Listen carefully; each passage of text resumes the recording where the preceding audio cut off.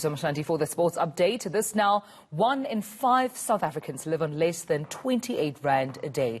Now, this is according to the UN's latest Global Human Development Index.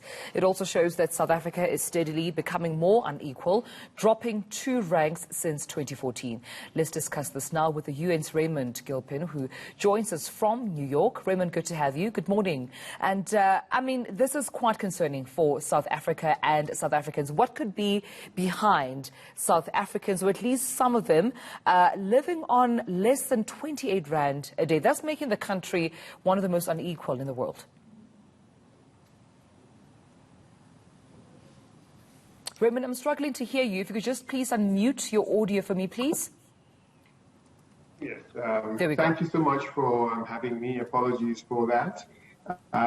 The 2020 Human Development Report launched a new Human Development Index, which looks not just at the income part of the equation when it comes to development prospects, but also looks at the planetary pressures that are being exerted as we seek development.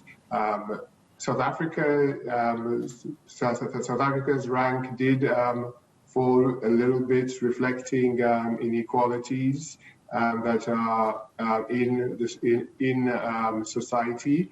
And I think the bottom line is that without addressing inequalities and without also taking some very firm steps to understand the linkage between people and the planet, countries like South Africa and across the African continent are really not going to make much progress. And I understand that, I mean, we've dropped as a country, 2 ranks lower in the index, this since 2014.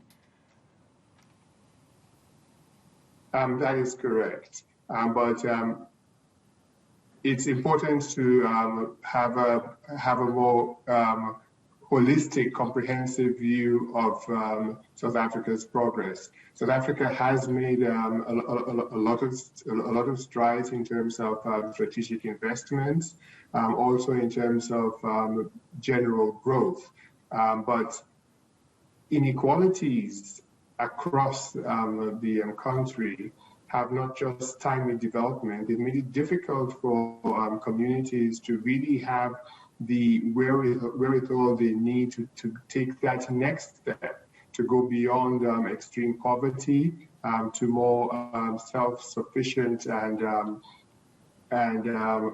self-enabling development prospects. Raymond, if you could just take me through then, South Africa's wealthiest population. I understand the wealthiest make up at least 10% of, this particular population in the country, but they hold more than half of the country's income. Is that correct?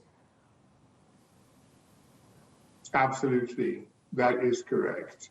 I think the challenge that faces South Africa in the future, as we articulate in the 2020 Human Development Report that you referenced, is threefold.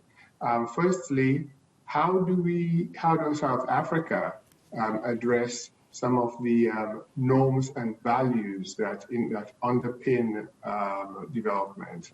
Things like education, things like positive feedback loops with development messaging, things like understanding how you transfer values into action. We know that every community, every country has the shared value for prosperity, for all, leaving no one behind. But there's a gap between values and reality. How does South Africa bridge that gap? It's not just down to policy regulations. There are also a number of important incentives that need to be provided to not just the rich parts of society, but the rest of society, so that we see development and progress as something that's holistic and that involves every facet of society. Yeah. And when we talk about that development and transformation, it goes without saying that even when it comes to the gender pay gap that we're seeing between men and women in South Africa, there still seems to be a gap there. There seems to be a gap, Raymond, even in terms of women receiving education compared to men who are educated, women, how they're paid, and in which kind of positions of influence in corporate companies they are placed compared to men. The inequalities are stark, and that's reflected in the index itself. But it's also important to know that, as we look at the 2020 Human Development Report, one thing that we are able to point to is that we now have a unique opportunity to address these inequalities. And South Africa is not unique across the continent when it comes to these inequalities. They are a little bit more pronounced in South Africa, but South Africa is not unique. And I think that an important thing that we need to emphasize is how do we understand the nesting of human development within an ecosystem that addresses these inequalities and also reduces the pressures that these inequalities are putting on the planet and on the environment. And I think that the dynamism in the development path means that the priorities and values that are embedded in society and in South Africa, some of these inequalities have been around for decades. And I think this is the time that we have to take a look at how we have coordinated, comprehensive action that addresses these inequalities so that we don't just rebalance society, right, but we put the country as a whole on a path towards self-sustaining and sustainable economic development. All right, the UN's Raymond Gilpin, thank you so much for your time.